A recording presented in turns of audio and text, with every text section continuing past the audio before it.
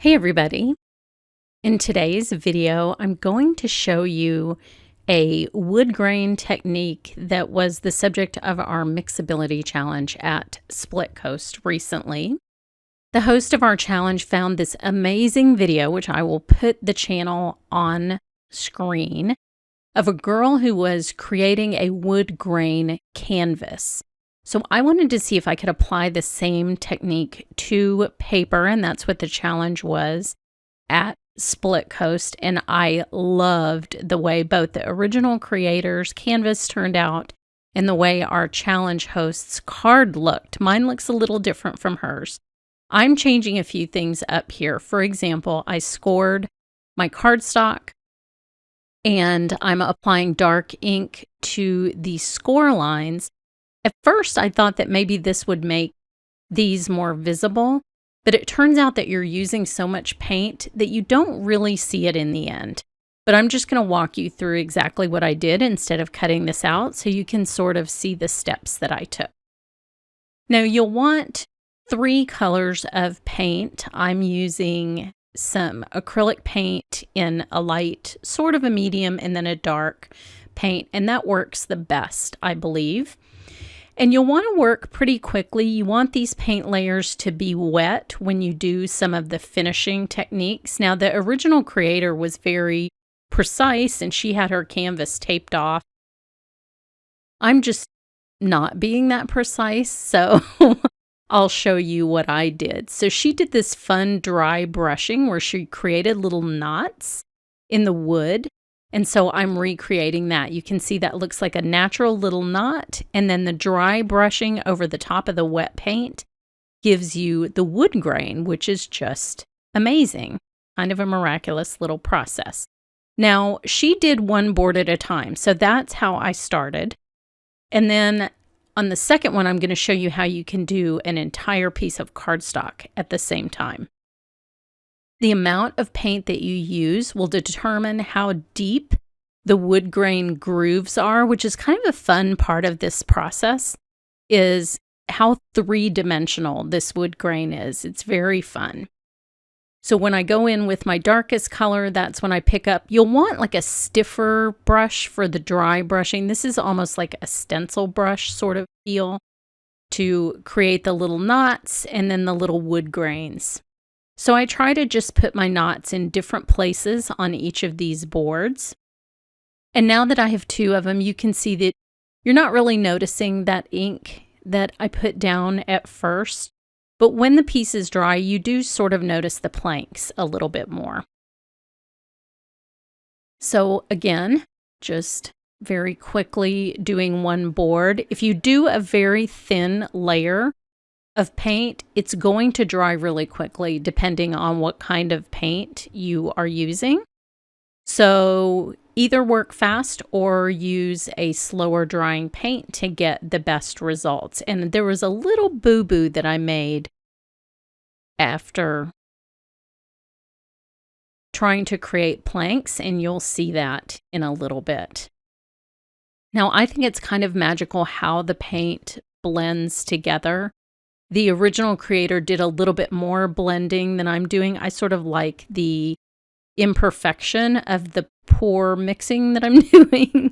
So you can just decide what you like. If you go look at Janelle's sample on the Mixability Challenge, which I will link you to in my blog post, you'll see her sample was really very polished, not quite as rustic as mine, and it was just absolutely gorgeous, and her brush strokes were perfect.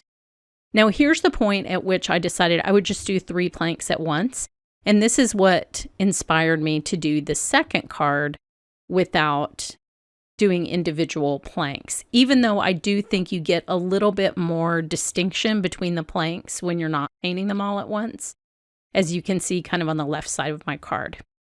But in the end, they all look great, and it's fast and easy to paint the entire card front at once.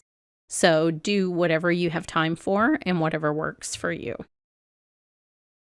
Even if I had left it just like this without doing her fabulous dry brushing technique, it still looks like amazing wood grain. So I like to go around the little knots to give like a curve. You know how that looks in real life? And that's kind of a fun part of this process. And then if there's a little area under or over it, then I just touch that up with the dry brush. Now I started doing this little spinning thing with my brush that really made fun little knots, and they're perfectly round. So if you want them perfectly round, feel free to do this little spinning technique. It's very, very fun. And then, of course, if you want them more imperfect, you can either paint around them so they take on a different shape, or you can just do the technique that I was doing at the beginning. So I'll pick this up and show it to you close up in all of its wood grain glory. You can see the dimension that the paint creates with the dry brushing. And it's just such an interesting piece of cardstock now. I love it so much. It looks like the inside of a log cabin. I was joking that it looked like one of our challenge hostesses' little cabin up on a mountain in Colorado. So here is the second piece. I did score this. Again, I don't think that's a necessary step. I'm just so used to doing that with wood grain techniques that that's what I did. And then I'm just using a little bit more paint because I am going to paint the entire card front at once. And I've sped this up just a little bit so that you can see the process once again, and then I'll do a blue one at the end.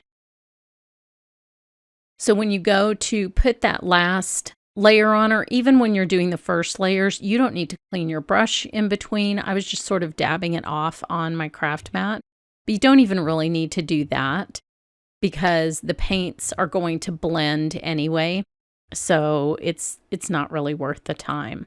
So here's where you can see the fun spinning technique that gets you those nice little round knot holes. And if you had a larger brush, so let's say you were creating a card that maybe a little critter was peeking out of a larger knot in the wood, then just a larger brush, you would just spin it and that would give you a bigger diameter knot. So I think that's super fun. Somebody was saying this has sort of a Starry Night kind of feel. So I think that would be a fun way to create that in different colors. So I might try that at some point. So now I thought I would add planks with a credit card since they didn't really show up that well with the ink. But what I found was there's so much paint on this cardstock at this point that the layers underneath are actually pretty wet, and pressing this credit card down into that super saturated cardstock actually tore the cardstock a little bit. You're going to see me fix a little area that got lifted up right there on the left. You can see that little bit of paper sticking up, so I just sort of folded it back down and it was fine. It's a really cool look. So maybe just be a little gentler than I was, or kind of lift that credit card up a little more quickly.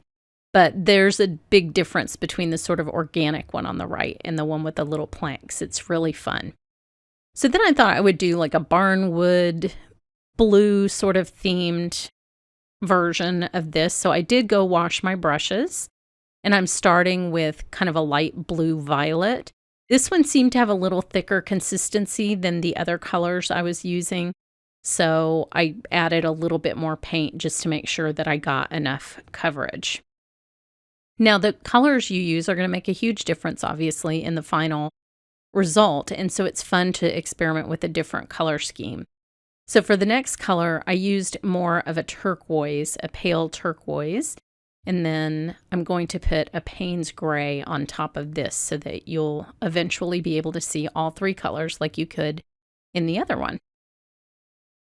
So the Payne's Gray is a really nice top coat that is sort of going to blend with that lighter blue. And so I found that I needed just a little bit more paint to really get that dark look that creates the fun wood grain texture when you go through all three layers of your paint.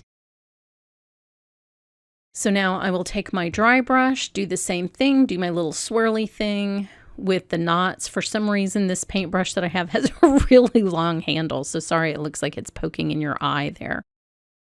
and then just do the wavy little grain around all of the little knots. It's very fun. And if you need to clean off your paintbrush a little bit, I do have a washcloth off to the side where I was picking up excess paint as I was doing the wood grain. You do use a lot of paint for this technique, but like I said, if you go look at Janelle's sample, I feel like she used a little less paint than I did because hers is just neater overall.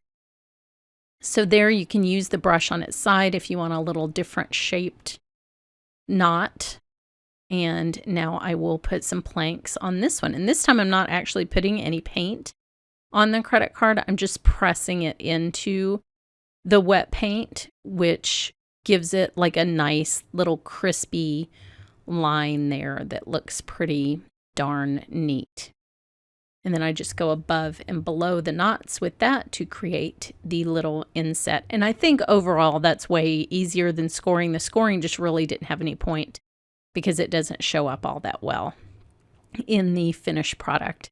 But there is your weathered wood, kind of fun, cool version instead of the two warm versions that I had. But I will show you all three of them together just so you can sort of compare what they look like. So I will grab these two, and then you'll just need to let them dry for a little while before you glue them down to your cardstock. This one is starting to dry, and you can sort of see over on the left how it's like a little bit more matte, and that's how you can tell when it's starting to dry.